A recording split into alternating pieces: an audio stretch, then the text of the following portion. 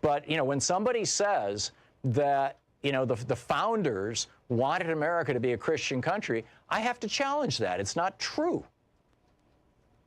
Well, I mean, if you look back on the history, it kind of looks that way, actually. Twice in the Constitution. In the Constitution, Josh, twice it says once there should be no religious test for office, and once that freedom of religion, including freedom from religion, shall be absolute. I mean, you've got the Establishment Clause and you've got the First Amendment to the Constitution.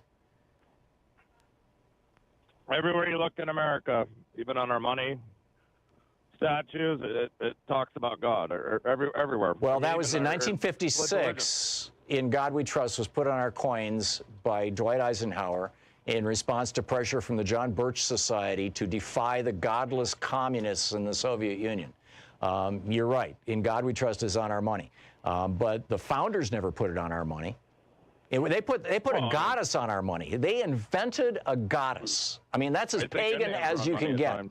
The founder, Ben Franklin and Thomas Jefferson, and there was another one, maybe it was George Mason. There were three of them. They got together and they said, America has, because they were modeling the American Republic on the Greek democracy and the Roman Republic, right?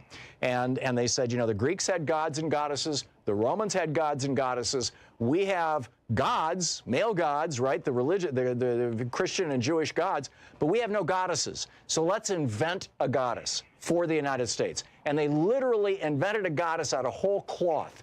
They named her after the guy who discovered the continent, Columbus.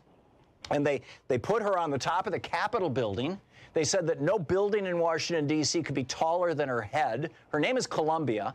Columbia Rising, they put her on our currency. She has been on the Columbia walking silver dollar was minted right up until the 1980s. Reagan was the one who took the goddess off our currency. 200 years of that, Josh. She's in front of the the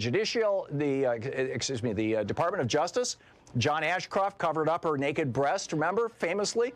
She's out there with a blindfold and the scales. She's in front of the Defense Department, in one hand holding a shield, and another hand holding a quiver or a bundle of arrows.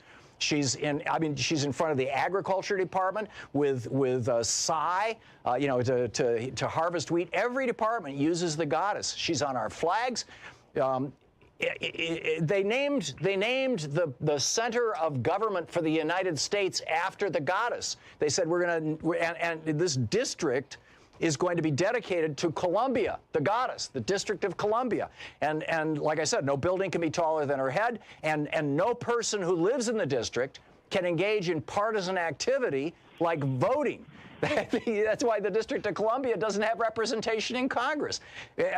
Talk about pagan religions. Back to you, Josh.